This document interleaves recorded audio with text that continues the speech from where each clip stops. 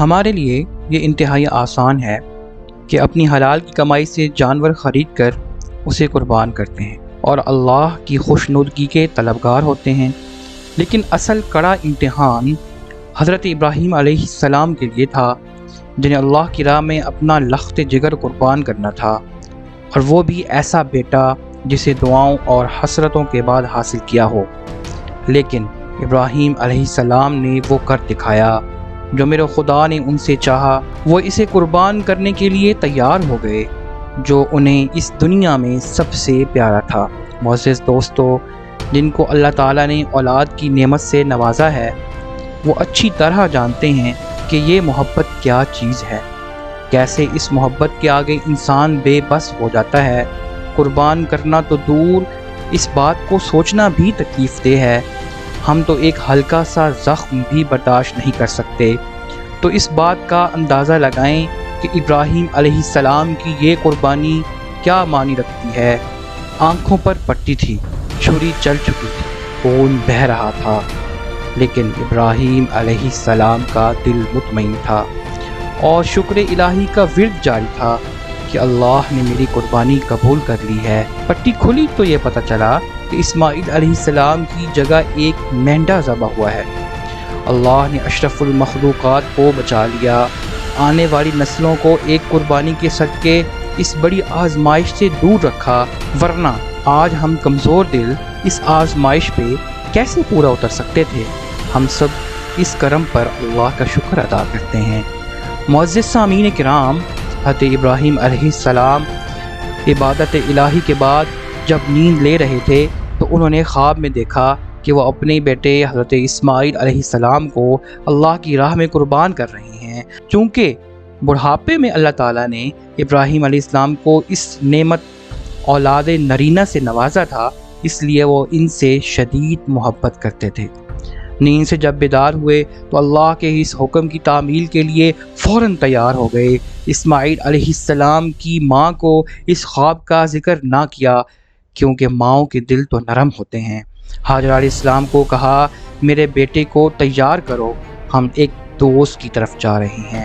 بیٹے نے انگلی پکڑی اور وہ دونوں باپ بیٹا راہ قربان پر چل پڑے۔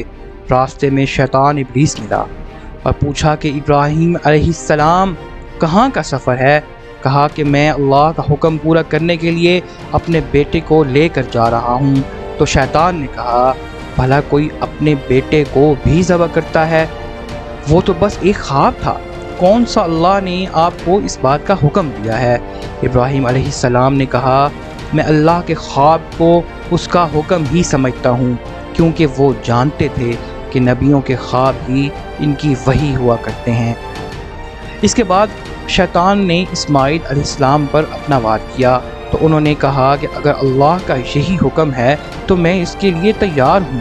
پھر ابلیس مردود نے ہاجرہ علیہ السلام پر شیطانی حملہ کرنے کی کوشش کی اور کہا کہ تمہیں پتہ ہے کہ ابراہیم علیہ السلام اپنے بیٹے کو کہاں لے کر جا رہے ہیں؟ انہوں نے کہا، ہاں مجھے معلوم ہے، اسے وہ اپنے دوست کی طرف لے کے جا رہے ہیں۔ تو اس نے کہا، نہیں، وہ اسے ذبح کرنے کے لیے لے جا رہے ہیں۔ تو ہاجرہ علیہ السلام نے کہا، تو پاگل ہے، بھلا کوئی باپ بھی اپنے بیٹے کو ذبح کر سکتا ہے جسے حاصل بھی دعاؤں اور منتوں سے کیا ہو؟ وہ کہنے لگا، اسے وہ اللہ کا حکم کہتا ہے۔ ہاجرہ علیہ السلام نے کہا، اگر ایسا ہے تو میں اللہ کے حکم میں راضی ہوں۔ شیطان مردود یہاں سے بھی ذلیل ہوا۔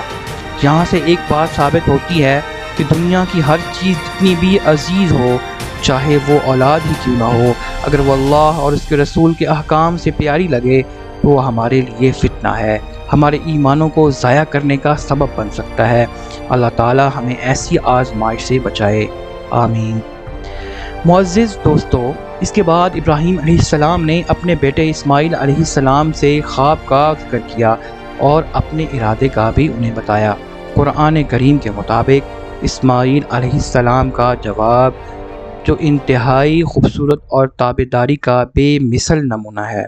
اسماعیل علیہ السلام نے کہا، اے میرے ابا جان، آپ کو جو حکم ہوا ہے اس کی تعمیل کیجئے، انشاءاللہ مجھے صبر کرنے والوں میں سے پائیں گے۔ ایک ہی جواب میں اللہ اور باپ کی فرما برداری جھلکتی ہے۔ اس کے بعد جب دونوں راضی ہو گئے تو ابراہیم علیہ السلام نے اپنے شہزادے کو منہ کے بل لٹا دیا تاکہ بیٹے کو دیکھ کر اس کی محبت غالب نہ آ جائے۔ مزید اسماعیل علیہ السلام نے کہا، بجان آنکھوں پر پٹی باندھ دیجیے، اللہ کا حکم پورا کرتے ہوئے میری محبت آپ کی آنکھوں میں نہ ہو۔ پر ایسا ہی کیا گیا۔ چھری جب گلے پر چلتی تو اللہ کے حکم سے وہ گلا نہ کاٹتی۔ ابراہیم علیہ السلام چھری کو پھر تیز کرتے، پھر چلاتے، پھر تیز کرتے، پھر چلاتے، لیکن وہ گلا نہ کاٹتی بھی کیسے جب امر الہی نہ تھا۔ ابراہیم علیہ السلام نے شدید غصے میں چھری کو 7 بڑے پتھر پر مارا تو وہ ریزہ ریزہ ہو گیا۔ ناظرین کرام، یہاں ایک بات قابل غور ہے کہ ایک نبی میں 40 طاقتور آدمیوں جتنی قوت ہوتی ہے، لیکن وہ ایک نازک گلا کاٹ نہ سکے۔ آگ کی صفت جلانا ہے، مگر وہ ابراہیم علیہ السلام کے لیے ٹھنڈی سلامتی والی بن گئی۔ چھری کا کام کاٹنا ہے، مگر اسماعیل علیہ السلام کے گلے پر ایک خراش تک نہ آئی۔ مطلب اللہ کے حکم کے بنا کسی بھی چیز کی جرت نہیں کہ وہ کسی کو نقصان پہنچا سکے۔ جب چھری نہ چلی تو ابراہیم علیہ السلام پریشان ہو گئے کہ اللہ تعالیٰ میری قربانی قبول نہیں فرما رہا، لیکن پھر اللہ کریم سے اپنے خلیل کی پریشانی دیکھی نہ گئی اور اسماعیل علیہ السلام کی جگہ جنت سے ایک مینڈا بھیج دیا۔ ابراہیم علیہ السلام نے جب چھری کو دوبارہ چلایا تو گردن کٹ گئی، خون بہنے لگا۔ مطمئن دل کے ساتھ پٹی کھولی کہ اللہ نے میرے بیٹے کو قبول کر لیا، لیکن اسماعیل علیہ السلام کو پاس کھڑے مسکراتے دیکھا۔ اسماعیل علیہ السلام نے کہا، ابا جان، اللہ نے ہماری قربانی قبول کر لی ہے۔ پیارے دوستو، جب گلا کٹا تو ابراہیم علیہ السلام نہیں جانتے تھے کہ یہ میرا بیٹا نہیں بلکہ مینڈا ہے۔ وہ اپنا بیٹا قربان کر چکے تھے، وہ ان جذبات سے گزر چکے تھے۔ ایک مسلمان ہونے کے ناطے میں یہ بات محسوس کرتا ہوں کہ دن بدن ہم قربانی کی اصل روح سے دور ہوتے جا رہے ہیں۔ ہمیں آج علم تک نہیں ہوتا کہ ہمارا جانور کون سا ہے، کہاں ہے، ہم اسے رسماً ادا کر رہے ہیں۔ بہترین تو یہ ہے کہ ہم قربانی کے جانور کو خود پالیں اور پورا سال اس کی دیکھ بھال کریں، لیکن ہماری روزمرہ روٹین میں اب یہ ممکن نہیں رہا۔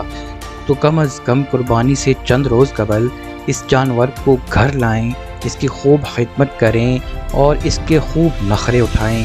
ہمیں اس قربانی کا احساس تب ہوگا کہ جب چھری اس کی گردن پر ہوگی اور چل ہمارے دلوں پر رہی ہوگی۔ تو اس محبت کا احساس ہی اصل قربانی کی روح ہے۔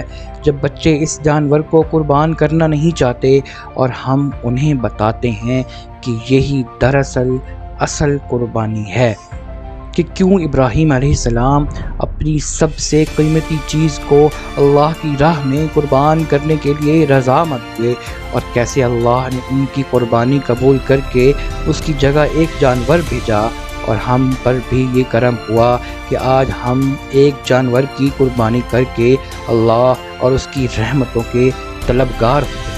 ان سب باتوں سے اپنے آنے والی نسلوں کو ضرور آگاہ کریں تاکہ اللہ اور اس کے حبیب کے سامنے کل ہم سرخرو ہو سکیں۔